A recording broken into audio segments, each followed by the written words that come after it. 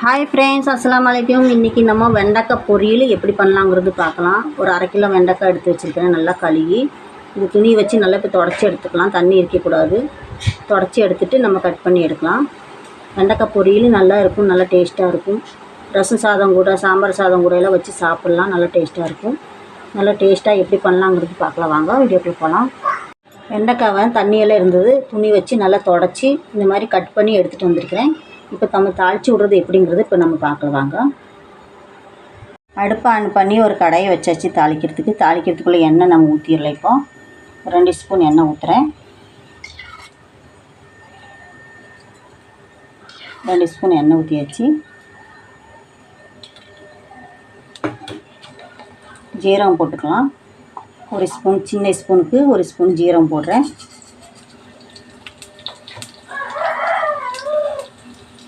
2 வெங்காயத்தை கட் பண்ணி வச்சுக்கிறேன் பொடியாக.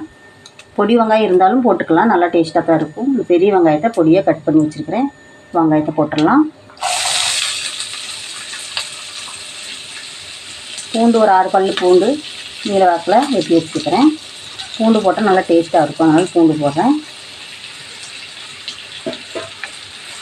நல்லா இலக்கி விட்டுறலாம். வெங்காயம் நல்லா கொஞ்சம் வதங்கட்டும்.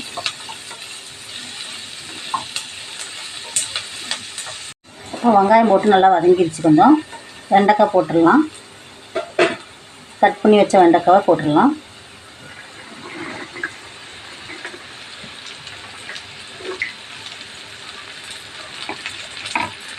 உப்பு போட்டுக்கலாம். அது கூட கொஞ்சம் அளவாக நான் உப்பு போடுறேன், உங்களுக்கு அளவாக நீங்கள் போட்டுக்கோங்க. மஞ்சள் போடுறேன் ஒரு 1/4 ஸ்பூனு. நல்லா கலக்கி விட்டுடலாம். தண்ணியெல்லாம் எதுவும் ஊற்றக்கூடாது. இதே மூடி போட்டு வச்சிடலாம் ஒரு 5 நிமிஷத்துக்கு. இடையில இலக்கி கொடுத்துட்டே இருக்கணும். அடுப்பு நோ ஃப்ளேம்லேயே வச்சு மூடி போட்டு வச்சிடலாம். ஹை ஃப்ளேமில் வைக்கக்கூடாது, கரிஞ்சு போயிடும். இல்லாட்டி மூடி போட்டு வச்சிடலாம்.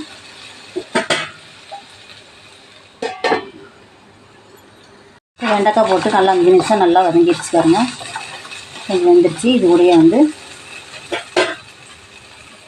சில்லி ஃப்ளாக்ஸு 2 ஸ்பூனு போடுறேன். நல்லா பாருங்க.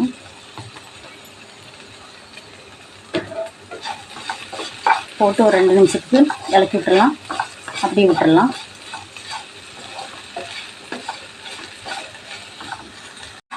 ரெண்டு நிமிஷம் ஆயிடுச்சு.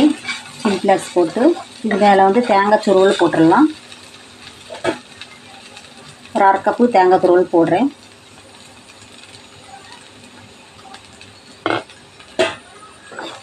தேங்காய் துருவல் போட்டு நல்லா இலக்கி விட்டுடலாம். நல்லா மிக்ஸ் பண்ணிவிட்டு ஒரு 2 நிமிஷம் அப்படி விட்டுடலாம். தேங்காய் துருவல் போட்டு 2 நிமிஷம் ஆயிடுச்சு. அவ்வளோதான். மேலே கொஞ்சம் மல்லித்தலை தூவி விட்டுட்டு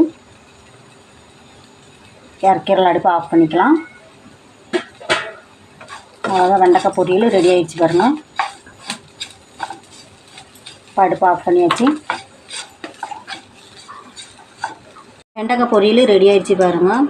இதே மாதிரி வேறு வித்தியாசமாக வெண்டைக்காய் பொரியல் வச்சு சாப்பிட்டோம்னா நல்லா டேஸ்ட்டாக இருக்கும். டேஸ்ட் நல்லா கிடைக்கும் வேறு மாதிரி. இந்த மாதிரி நீங்கள் வச்சு உங்கள் வீட்டில் சாப்பிட்டு பாருங்கள்.